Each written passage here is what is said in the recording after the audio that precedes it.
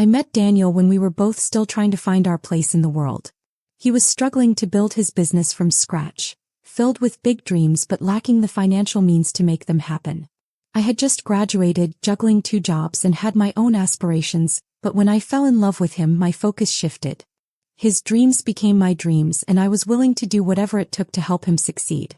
Daniel had nothing when we met, not even a stable job. He had ideas, ambition, and an undeniable charm, but that didn't pay the bills. And yet, despite his circumstances, I believed in him. He would talk for hours about his future plans, the business he wanted to create, the success he knew he would achieve. I was drawn to his confidence, to the fire in his eyes when he spoke about what he wanted from life. Back then, I thought our love was enough to get us through anything. I supported him in every way I could. I paid our rent when he couldn't. I covered the utilities, the groceries, the gas for the car we shared. When he needed a new suit for meetings, I bought it for him. When his laptop broke down, I used my savings to get him a new one because he needed it more than I did. I made sacrifices without hesitation because I believed we were building a future together. While he was chasing his dreams, I put mine on hold. I turned down a higher-paying job because it would require me to move, and I didn't want to leave him behind. I worked late shifts at a restaurant and answered phones at a call center just to make ends meet while he tried to get his business off the ground. I still remember the long nights spent in our cramped 1-bedroom apartment. He would be at his desk, poring over spreadsheets and emails trying to secure clients while I sat beside him helping where I could. Sometimes we'd stay up until sunrise, surviving on instant noodles and cheap coffee. "You're the only reason I haven't given up," he told me one night, pulling me close. "I'd be lost without you." And I believed him. I thought we were partners. I thought every sacrifice I made would eventually lead to our success. For years I was his biggest cheerleader. When he doubted himself, I reminded him why he started. When he faced rejection, I told him to try again. I handled all the practical aspects of our life so he could focus on making his business a reality. And then one day everything changed. His business took off. Started with small wins. His first big client, a deal that finally brought in real money. Then, seemingly overnight, everything snowballed. His name was on people's lips. Investors wanted a piece of what he was building. He was invited to events, given opportunities that had once seemed impossible. Suddenly we weren't struggling anymore. We moved into a beautiful house in a wealthy neighborhood. He bought a new car. One of those sleek, expensive models that made people turn their heads. We traded fast food for high-end restaurants, discount store clothes for designer brands. And at first I thought we had won. I told myself all those sacrifices had been worth it. That all those nights of eating ramen, working overtime, supporting him, it had all led to this moment. Except I was wrong. Because while Daniel had changed our circumstances, he had changed too. The man who once held my hand in the dark and whispered about our future became someone I barely recognized. At first, the signs were subtle. He started working late more often. He became more private about his meetings. His phone, once left out without a second thought, now never left his side. Then the distance grew. Conversations that used to last for hours became short and distracted. The warmth in his eyes when he looked at me slowly faded. The man who used to cherish our late-night talks, our inside jokes, our simple life together, he was gone. But the worst part? I ignored it. I convinced myself that he was just overwhelmed with work. That his growing success meant he had new responsibilities, new stresses that I needed to understand. I had spent so many years believing in him, supporting him, that I refused to see the truth staring me in the face. He didn't need me anymore. And for the first time I started to wonder if he ever really had. One night, as we sat across from each other at an expensive restaurant, one that he had chosen, one that he insisted we go to, I watched as he scrolled through his phone, barely acknowledging my presence. I had dressed up for him, wanting to remind him of us, of who we used to be. But as I sat there, sipping my wine in silence, I realized something. I had spent so long standing beside him, making sure he never fell, that I hadn't noticed how far apart we had grown. The love I thought we had, the partnership I believed in, it wasn't real anymore. Or maybe it never was. That night, as we drove home in silence, I stared out the window, trying to remember the last time he had told me he loved me. The last time he had really looked at me, not as someone who had helped him get where he was, but as someone he wanted beside him. I couldn't remember. And that terrified me. Because deep down I knew. This wasn't just distance. This was the beginning of something much worse. and I wasn't ready for how much it was going to hurt. For years I believed we were building something together. I convinced myself that my sacrifices weren't just for him but for us, for our future, for the life we had dreamed about in that tiny apartment when we had nothing. I never realized that I was the only one giving. At first the changes were small, subtle, almost unnoticeable. Daniel started coming home later, claiming he had meetings or last-minute work calls that couldn't wait. At first I didn't think anything of it. He had worked so hard to get where he was, and I understood that success came with responsibilities. But then the small changes became bigger. When we had nothing, he would sit beside me on the couch, brainstorming ideas for his business, including me in every step of his journey. Now he made decisions without telling me. Deals were signed, partnerships were formed, and I was the last person to know. One evening, after another long day at work, I came home to find him in the living room, speaking on the phone in hushed tones. I waited for him to finish, smiling as I set my bag down. "Hey, how was your day?" He barely glanced at me. "Busy." I hesitated. "Want to talk about it?" He sighed, rubbing his temple. "Emma, can we not do this right now? I'm exhausted." I swallowed the lump in my throat and nodded. That was how it always was now. He was always exhausted, always busy, always somewhere else, physically or mentally. And yet I kept making excuses for him.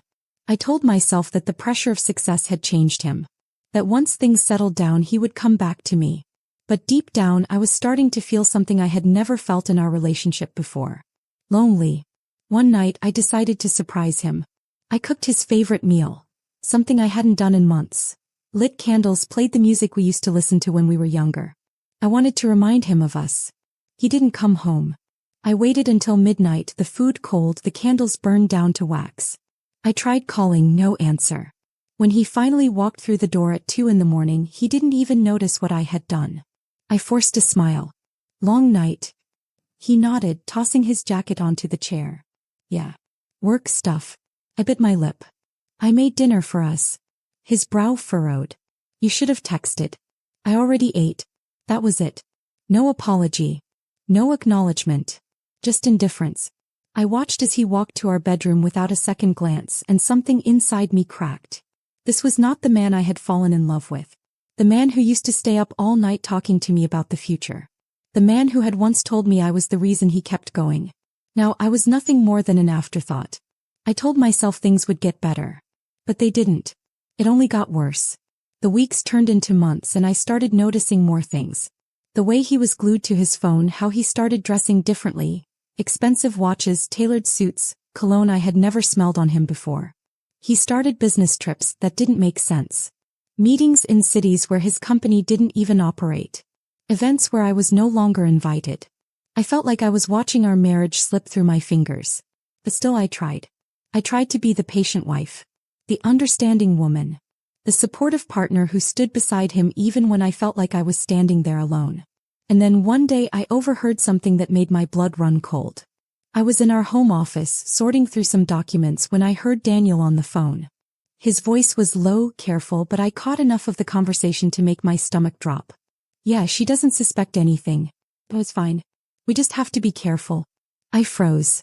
My heart pounded so loudly I could barely hear the rest of the conversation. Was he talking about me? I had never considered, not for a second, that Daniel could be lying to me. Not until that moment. I tried to tell myself I was overreacting. That maybe I had misunderstood. But my gut told me something was very, very wrong. That night as he slept beside me, I stared at the ceiling, my mind racing. For years I had given everything to him. I had stood beside him when he had nothing, sacrificed my dreams so he could chase his. I had believed in him when no one else did. And now I had the sickening feeling that he was betraying me. I wanted to be wrong. But deep down I knew I wasn't. And soon I would have no choice but to face the truth. I used to think that success would bring us closer together. That after everything we had been through, the sleepless nights, the sacrifices, the unwavering support I had given him, Daniel and I would finally enjoy the life we had dreamed of. I was wrong. The more successful he became, the less I recognized him. At first I told myself that success came with stress. That with new responsibilities came new challenges, and that maybe I just needed to be more understanding. But deep down I knew. Daniel wasn't just busy. He was changing. It started with small things. Missed dinners, late nights at the office, conversations that felt shorter and emptier. Then it became something bigger. The man who used to call me in the middle of the day just to hear my voice now barely responded to my texts. The man who once held me close every night before we fell asleep now slept with his back turned to me. And then there were the lies. One evening I asked him about his weekend plans. He barely looked up from his phone. "I have to fly out for a conference in Chicago." I frowned. "I didn't see that on your schedule." "It came up last minute," he said smoothly. I wanted to believe him. God, I wanted to believe him. But something didn't feel right. "Can I come with you?" I asked casually. For the first time in weeks he really looked at me. And I saw it, the brief flicker of panic in his eyes before he quickly masked it. He let out a small laugh, shaking his head. "Emma, it's a business trip. It'll be all meetings and networking. You'd be bored out of your mind." I forced a smile. "I don't mind." He sighed, rubbing the back of his neck. "Look, it's just not a good time. Maybe next time, okay?" I nodded, but my heart was pounding. Because I knew. For the first time in our marriage, I realized that my husband was hiding something from me. The business trips became more frequent. The lies became smoother. And I started noticing other things too. The scent of perfume on his shirts that wasn't mine. The mysterious credit card charges at places we had never been to together. The way he suddenly started locking his phone, something he had never done before. I told myself that I was imagining things, that I was being paranoid. But deep down I knew. The man I had loved, the man I had sacrificed everything for, he wasn't mine anymore. He belonged to someone else. And soon I was going to find out exactly who that was. Doubt is a slow poison. It doesn't strike all at once. It creeps in, settling in the back of your mind like a whisper you can't ignore. At first I thought I was imagining things. I wanted to believe that Daniel was just busy, that the distance between us was a temporary side effect of his success. I convinced myself that his secrecy was just stress, that the expensive dinners without me, the new suits, the constant late nights were just part of the life he had worked so hard to build. But no matter how hard I tried, I couldn't shake the feeling that something was wrong. The turning point came one evening when I was cleaning the bedroom. Daniel was out, at another business dinner of course, and I was trying to distract myself from the gnawing ache in my chest. As I stripped the bed, a small folded receipt fell onto the floor. At first I didn't think much of it. I picked it up, smoothing out the crumpled edges, expecting it to be nothing more than another purchase I didn't recognize. But then my breath caught in my throat. Luxury hotel, penthouse suite. $2,800. The date was from last weekend. The same weekend he had told me he was working late at the office. The world around me blurred. I sat down on the edge of the bed, gripping the receipt so tightly that my fingers shook. This was it. The confirmation of what I had already known but hadn't wanted to admit. My husband was cheating on me. For a long time I just sat there, numb.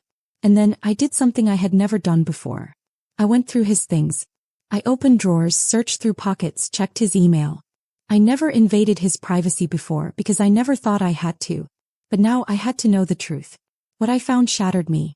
There were other hotel receipts, all from the past few months. Charges at high-end restaurants I had never been to, jewelry purchases I had never received. And then in his desk drawer, tucked under a stack of old business notes, I found something that made my blood run cold. A small, elegant handwritten note. "Can't wait to see you again this weekend. I'll book the usual place. Soxo." My hands trembled as I turned the note over. And that's when I saw the name. Olivia. The room spun. Not Olivia. Not my best friend. For a moment I couldn't breathe. My chest tightened, my vision blurred. It felt like the walls were closing in, like the air had been sucked out of the room. Olivia and I had been best friends for nearly a decade. We had been through everything together. Breakups, family drama, late-night crying sessions over bad life decisions. She was the one person I trusted outside of Daniel. And she was the one he was cheating on me with. I wanted to scream. I wanted to cry, to throw something, to destroy every reminder of the life I had built with him. But I didn't. I sat there, gripping the note, letting the weight of the betrayal settle over me. Because this wasn't just about Daniel. This was about both of them. My husband. My best friend. The two people I had trusted the most. And they had both been lying to me. I closed my eyes, inhaling sharply. Tears burned at the edges of my vision, but I refused to let them fall. Because in that moment something inside me shifted. I wasn't going to be the heartbroken wife who fell apart over a man who never deserved me in the first place. I wasn't going to be the woman who let betrayal break her. No. I was going to be the woman who made them pay. I wiped my eyes, my hands steady now. Daniel thought he was untouchable. Olivia thought she had won. They were both wrong. They had played their game. Now it was my turn. Betrayal is a strange thing. It doesn't just break your heart. It breaks you. It shatters every memory, every belief, every moment you thought was real. It makes you question everything. 4 days after finding that note, I existed in a fog. I still smiled when I had to. I still played the role of the loving wife. I still answered Olivia's texts like nothing had changed. But inside I was burning. Every morning I woke up next to Daniel, knowing what he had done, knowing that he had looked me in the eyes and lied without hesitation. Every time Olivia messaged me pretending to be my friend, I felt my stomach turn. And yet I didn't confront them. Not yet. Because I wasn't going to scream. I wasn't going to beg for an explanation. I was going to win. Daniel thought he had the upper hand. He thought I was clueless, that I was still the same woman who had once sacrificed everything for him. Olivia thought she had taken my place, that I was too blind to see what was happening right in front of me. But what they didn't realize was that I was done playing the fool. The first thing I did was contact a lawyer. I spent an entire afternoon sitting in a sleek office, detailing everything. How I had supported Daniel when he had nothing, how I had invested in his business, how I had built our life from the ground up alongside him. I told my lawyer about the affair, about the financial documents I had started gathering, about the growing list of evidence that painted a clear picture of Daniel's betrayal. He listened, nodding, then leaned forward, steepling his fingers. "We can make sure you don't just leave," he said. "We can make sure you take everything." And that's exactly what I planned to do. Over the next few weeks I became someone else. I smiled more. I kissed Daniel like nothing had changed. I had brunch with Olivia and let her tell me all about her life, pretending not to notice the way she avoided talking about relationships. I played the role of the clueless wife. But behind the scenes I was setting everything into motion. I transferred funds. I made copies of documents. I built a case. Because when I finally confronted them, I wasn't just going to walk away. I was going to destroy them. And they would never see it coming. Betrayal like this wasn't something I could simply walk away from. No, that would have been too easy for them. I didn't just want to leave. I wanted to take everything. I had spent years sacrificing for Daniel, standing by his side when he had nothing. Now that he had everything, he had chosen to betray me. So I decided to take it all back. I played the role of the oblivious wife perfectly. I kissed him goodbye in the mornings, let him think I was still the woman who adored him blindly. When he canceled date nights, I smiled and told him I understood. When he came home late, reeking of perfume that wasn't mine, I pretended I didn't notice. Meanwhile, behind his back I was building my case. I met with my lawyer weekly, going over every detail of our finances. The more I dug, the more I found. Daniel had been sloppy, overconfident. He thought I would never suspect him, so he hadn't bothered covering his tracks. There were hidden bank accounts I had never known about, investments he had kept secret. More importantly, I discovered that the house, the beautiful, expensive home we had built our life in, was in my name. He must have put it that way when he was still starting out, assuming I would always be by his side, assuming I would never betray him. And now it was my biggest weapon. So I needed more. I wasn't just leaving with my dignity, I was leaving with everything. I started documenting everything. Every missed call. Every suspicious charge on our joint credit card. Every time he disappeared for a business trip that didn't exist. And Olivia? He was just as careless. He still pretended to be my best friend. Still invited me for brunch, still texted me with fake concern about my marriage. Every time I sat across from her, pretending to be clueless, I wanted to laugh. He had no idea I already knew. One evening I decided to follow Daniel. I had installed a tracking app on his car weeks ago. Just one of the many little tricks I had picked up while preparing for my revenge. I waited until he left for one of his late meetings, then watched as the app showed him heading toward a part of the city where we never had business. I already knew where he was going, so I drove there anyway. When I arrived, I saw exactly what I had expected. Daniel's car parked outside a luxury hotel. I sat there in the dark, gripping the steering wheel, watching as my husband walked through the entrance, his phone pressed to his ear, smiling. Then minutes later, Olivia appeared. She was dressed in an outfit I recognized, because I had been with her when she bought it. She had asked for my opinion, laughing as she said she wanted something special. Special for my husband. I clenched my jaw, forcing myself to stay calm. This wasn't the moment to explode. No, I wanted something bigger. I wanted them to crumble. I wanted them to feel what it was like to lose everything. So instead of storming inside, I took out my phone. And I started recording. I captured every moment. Daniel wrapping his arm around Olivia's waist, her laughing as they disappeared into the hotel. I had the proof I needed. This wasn't just about cheating anymore. This was about destroying them. I drove home that night with a kind of calm I hadn't felt in months. Because now the game was mine. And soon they would be the ones begging for mercy. I didn't rush my revenge. No, that would have been too easy for them. I wanted to make sure that when I finally confronted Daniel and Olivia, I would leave them with nothing. No excuses. No escape. No way to crawl out of the mess they had created. So I planned every detail. I met with my lawyer once more, finalizing everything. With the evidence I had gathered, financial records, hidden accounts, business transactions made without my knowledge, the hours of footage proving his affair, there was no way he could fight what was coming. Daniel had built his wealth while standing on my shoulders, and now I was about to take it all back. I chose my moment carefully. It was a Friday evening just before one of Daniel's big company galas. These events had once been ours. We would go as a couple, his hand on my back as he introduced me as the woman who had stood by him when he had nothing. Now I would be going alone. And I wasn't going as his wife. I was going as the woman who was about to ruin him. I sent a message to Olivia that afternoon. Hey, can you stop by before the gala? Need help with my dress. Can't wait to see you tonight. She responded within seconds. Of course. I'll be there in 30. The irony nearly made me laugh. Even now she thought she had won. While waiting, I made the final preparations. I placed the hotel receipts, copies of the financial documents, and screenshots of their private texts on the coffee table. But the final piece? That was the video. The one I had recorded outside the hotel. That would be the final dagger. When Olivia arrived, she was glowing, her perfectly styled hair cascading over her shoulders. Her lips painted a shade of red I had once recommended for her.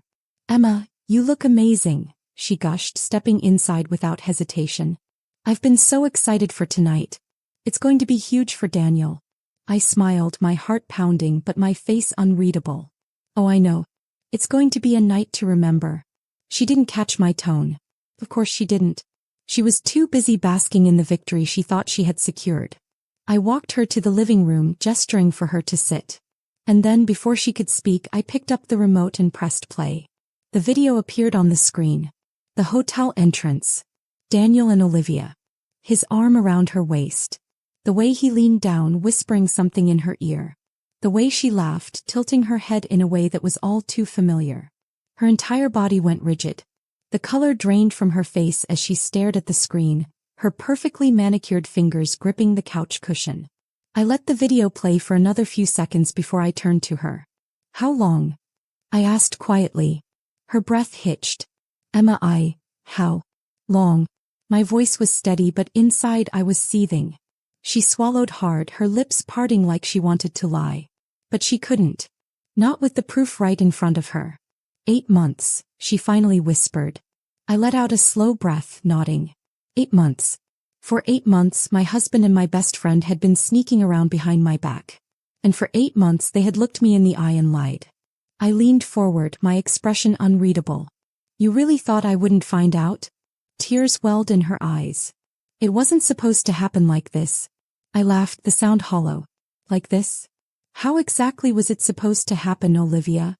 She opened her mouth, then shut it again. Because she had no answer. There was no answer. He had betrayed me. And now she was paying for it. I stood, grabbing the folder from the coffee table and tossing it onto her lap. I suggest you look through that. With shaking hands she opened it, her eyes scanning over the financial records, the business dealings, the proof that Daniel had been lying about more than just his affair. When she reached the final page, her breath caught. This is the house, she whispered. I nodded, arms crossed. It's in my name. Which means when I leave him, he loses everything. Her head snapped up. You're leaving him? I smiled coldly. Oh, I'm not just leaving. I'm taking everything. Before she could respond, I grabbed my clutch and turned toward the door. "Where are you going?" she asked weakly. I glanced over my shoulder. "To finish this." And then I left her there, staring at the wreckage of everything she had thought she had stolen from me. By the time I arrived at the gala, the room was buzzing with excitement. Daniel was at the center of it all, laughing, drinking, shaking hands with men who respected him, who thought he was a self-made success. He hadn't seen me yet. Good. I wanted to watch him squirm. I walked through the crowd, my heels clicking against the polished floor, my head held high. Then finally I reached him. He turned, his smile still in place, until he saw my expression. "Emma?" he said, his brows furrowing. "What's wrong?" I didn't speak. I just reached into my purse and pulled out my phone, holding it up for him to see. And then I pressed play. The hotel video. Right there in the middle of his event. The air shifted. The people around us stilled. The whispers started. Daniel paled. "Emma, we need to talk." I lifted a hand, cutting him off. "No. We needed to talk months ago. Now I'm done listening." I let the silence settle before delivering the final blow. "I've already filed for divorce," I said calmly. "And since the house, our assets, and a significant portion of your company are legally in my name, you should start looking for a new place to live." His jaw clenched. "You wouldn't." I stepped closer, lowering my voice just enough for only him to hear. "Oh, but I would," I whispered. And I did. For the first time in years, I saw fear in his eyes. And I loved it. Because this time he was the one losing everything. And I was finally free. I didn't leave immediately. That would have been too easy for him. I wanted Daniel to feel his world crumbling, to see his reputation disintegrate before his eyes. The crowd at the gala was buzzing now, people whispering, their eyes darting between Daniel and me. The video I had just shown them, the undeniable proof of his betrayal, was still fresh in their minds. I could see his business associates exchanging glances, already questioning everything. His carefully crafted image as the devoted, self-made man was cracking. Daniel reached for me, his face pale, but I stepped back. "Don't touch me," I said, my voice calm but firm. I turned to the room, raising my voice just enough so everyone could hear. I stood by this man when he had nothing. I paid for his meals, his rent, his dreams.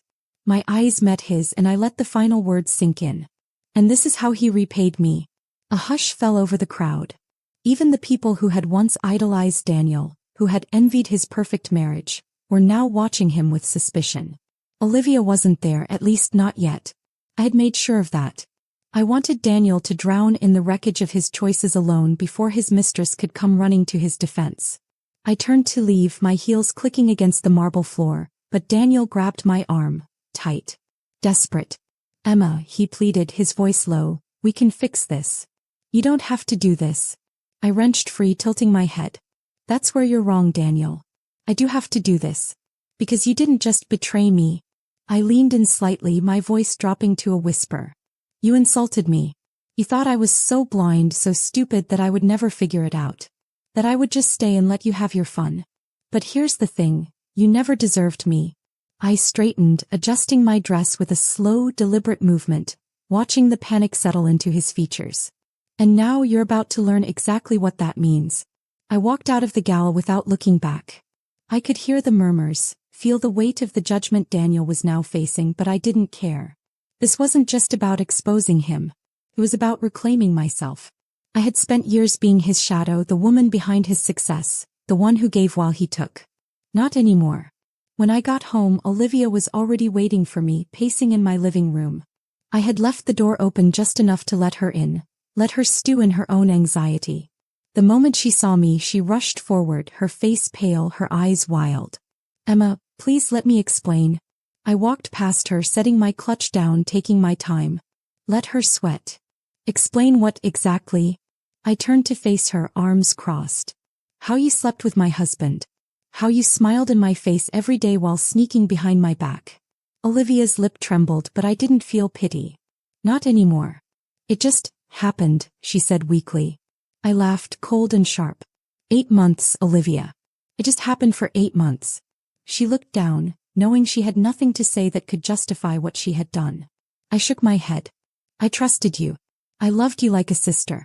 And you threw it all away for him?" Tears welled in her eyes, but I didn't care.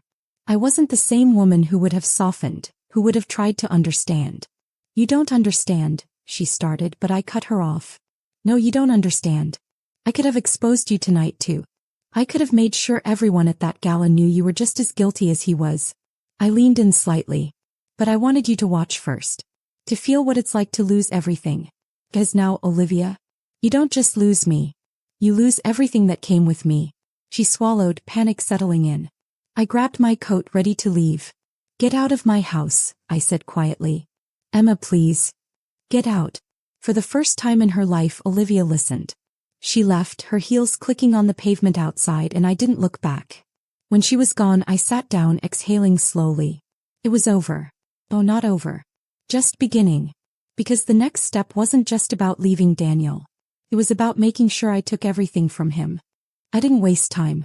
I had already exposed Daniel in front of his business partners, and Olivia had crumbled under the weight of her own guilt. But this wasn't just about emotional revenge. I wanted justice. I had given my life to a man who had used me as a stepping stone, a man who thought I would be nothing without him. Now I was going to make sure he felt the consequences of every decision he had made. The divorce papers had already been filed, and I had made sure my lawyer was ruthless. Daniel was still in shock, still trying to salvage his reputation, still clinging to the hope that he could somehow fix this.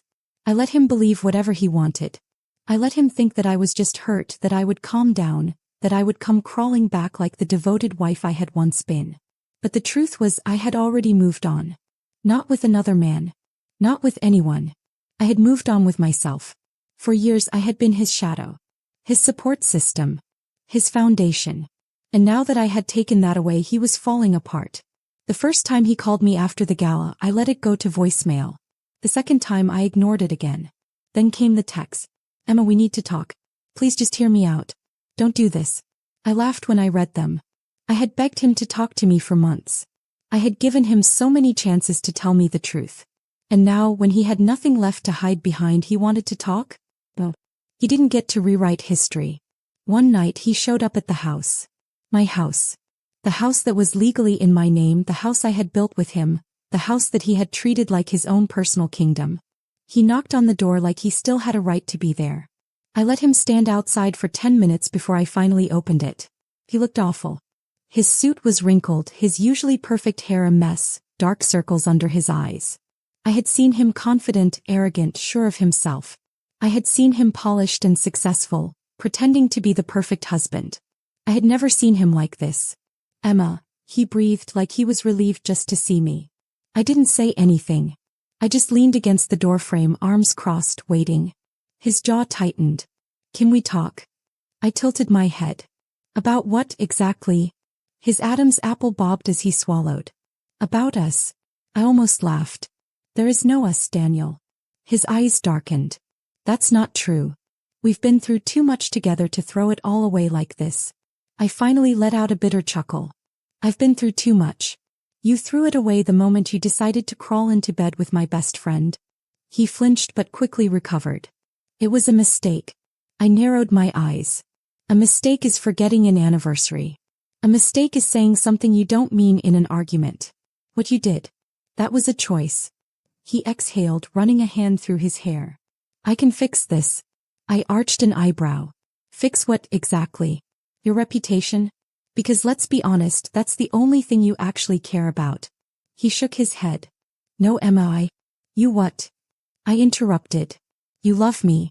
You regret it. I let out a cold laugh. You don't regret what you did. You regret that you got caught. He stared at me, his mouth opening and closing like he wanted to argue, but he had nothing to say. Because he knew I was right. I sighed, suddenly exhausted. Look, Daniel. You can stand here and tell me whatever story you want, but it doesn't change anything. I don't love you anymore. That made him freeze. It was the first time I had said it out loud. And God, it felt good. For so long I had thought love was unconditional. That no matter what, I would always feel something for him. But now, looking at him standing there pathetic and desperate, I felt nothing. Daniel swallowed hard. Please. I met his gaze, unflinching. We're done. And then I closed the door in his face. I leaned against it, breathing heavily, listening as he stood there for a long moment before finally walking away. And for the first time in years I felt free. This wasn't just about divorce. This wasn't just about revenge. This was about me taking back my life. And I had never felt more powerful. I wasn't looking for love. Not after Daniel. Not after everything I had been through. I had spent so many years being his support system, his foundation, his stepping stone, that I didn't even know who I was without him. The thought of trusting someone again, of opening myself up to anything that resembled a relationship, felt impossible. But life has a way of surprising you when you least expect it. I met Ryan at a coffee shop of all places. It was one of those completely ordinary, nothing special kinds of days. I had stopped by to grab something before heading to another meeting with my lawyer, my mind already running through the final stages of my divorce. I was standing in line, lost in thought, when someone accidentally bumped into me, sending my coffee spilling all over my coat. "Oh shit, I'm so sorry." I turned, ready to snap, but stopped when I saw the man standing in front of me. He was tall, well-dressed, but not in the flashy look-at-me way that Daniel had always been.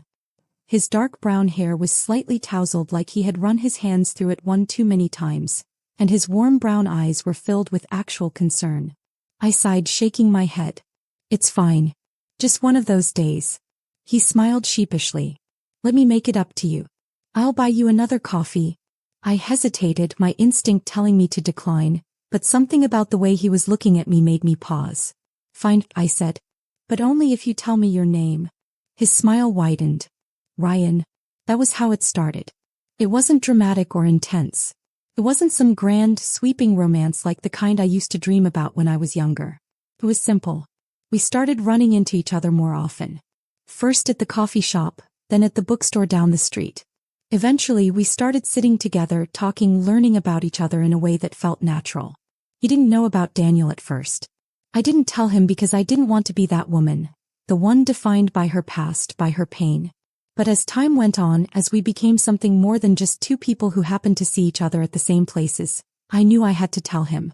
We were sitting in the park one evening, the sky streaked with orange and pink. Ryan was talking about his job, something about architecture, about how much he loved designing spaces that made people feel something. "I thought I had that once," I murmured, more to myself than to him. He looked at me, his expression soft. "Had what?" I exhaled slowly, staring at my hands. "Love. The future. Something real." Ryan didn't say anything, just waited. So I told him. I told him everything. About Daniel, about Olivia, about the betrayal that had nearly broken me. When I finished, I expected him to say something generic. "I'm sorry that happened to you. You deserve better. That guy sounds like an ass." But he didn't. Instead, he was quiet for a long moment before finally speaking. "You know what I think?" I turned to him, raising an eyebrow. "What?" He smiled, but it was small, thoughtful. "I think love isn't about who you start with. It's about who stays. About who chooses you over and over again." Something in my chest tightened. Because for so long I had thought love was about loyalty. About sticking it out no matter how much it hurt. But Ryan was right. Love wasn't about history. It was about choice. And for the first time in a long time I realized that I had a choice too. I didn't have to be defined by my past. I didn't have to carry Daniel's betrayal like a scar that would never fade. I could choose to move forward. To let someone in. To love again, not because I needed someone but because I wanted to. And maybe, just maybe, that was the most powerful choice of all. I hadn't realized how much of myself I had lost until I started rebuilding my life. For so long I had been Daniel's wife, the woman behind his success, the one who held everything together while he chased his ambitions. When I left him, I thought I was just walking away from a toxic marriage, from betrayal, from heartbreak. But in reality, I was walking away from a version of myself that had forgotten her own worth. The more Daniel lost control, the more I saw it clearly. At first, he tried to play the reasonable card. He called, texted, tried to convince me that we could fix things. That our history was worth salvaging. That I was overreacting. But I had spent years bending myself to fit his world, and I was done making myself smaller. Then when he realized I wasn't coming back, he got angry. I saw it in the way his messages changed. The pleas turned into demands. The guilt-tripping turned into threats. He wanted to control the narrative, to make me seem like the villain for leaving after everything he had done to me. But I didn't engage. I didn't argue. I didn't care. Because for the first time in years I was free. While Daniel spiraled, I thrived. I found new routines, new habits, new dreams. I picked up hobbies I had abandoned long ago. things I had once loved but had forgotten in the chaos of being his wife. I started painting again, filling blank canvases with colors I hadn't allowed myself to touch in years. I redecorated my house, making it a reflection of who I was, not the version of myself I had tried to be for Daniel. And through it all, Ryan was there. Not in a way that made me feel like I was being rescued, not like I needed someone to fix me, but in a way that reminded me that I didn't have to do everything alone. One evening, I sat on my balcony watching the city lights flicker in the distance. Ryan sat beside me, his presence steady, warm, patient. He never rushed me, never pushed me to be anything I wasn't ready for. "You ever regret it?" he asked after a long silence. I turned to him, raising an eyebrow. Regret what? Loving him. I thought about that for a long moment. Did I regret it? Did I regret the years I had given to Daniel, the sacrifices I had made, the pain I had endured? No, I said finally. Because if I hadn't loved him, I wouldn't have learned. Ryan nodded as if he understood exactly what I meant. I had learned that love wasn't supposed to be conditional. That it wasn't about who needed you the most, but about who chose you over and over again. And I had learned that I didn't have to prove my worth to anyone. Not anymore. Because I had already proven it to myself. And that was enough. I walked away from Daniel with everything he had tried to take from me. My dignity, my strength, my independence. And I took more than that. I took the house, the money, the security that he had built using my sacrifices. He had thought he was untouchable, that I would always be there to clean up his messes, to forgive, to stay. But he had underestimated me. The divorce settlement was brutal. For him. My lawyer had been relentless, and every single piece of evidence I had gathered ensured that Daniel couldn't fight back. By the time the proceedings were over, he had lost everything. The house. The business assets. Split. The reputation he had built as a devoted husband. Destroyed. He had tried to negotiate, had tried to win me back. Not because he loved me, but because he was drowning and I was the only one who had ever kept him afloat. But I didn't give him a second glance. The final time I saw him was at the last court hearing. He sat across from me, his once polished appearance now unraveling. His hair was Messier, his suit a little less perfect, his arrogance replaced with something that almost resembled regret. But regret meant nothing to me now. As I stood outside the courthouse, breathing in the fresh air of my new reality, I realized something. I had won. Not just in court. Not just financially. I had won my life back. I had spent years thinking that my love, my devotion, my loyalty would be enough to make someone stay, to make someone deserve me. But I wasn't meant to stay with someone who saw me as disposable. I was meant to leave and find something better. And I did. Ryan was waiting for me at the coffee shop where we had first met. He didn't bring flowers, didn't throw some big celebration, because he knew I didn't need saving. He just smiled when I walked in, sliding a cup of coffee across the table to me. "How's it feel?" he asked. I took a sip, letting the warmth spread through me. "It feels like mine, because my life, my future, no longer belonged to someone else. It belonged to me. And that was the greatest victory of all.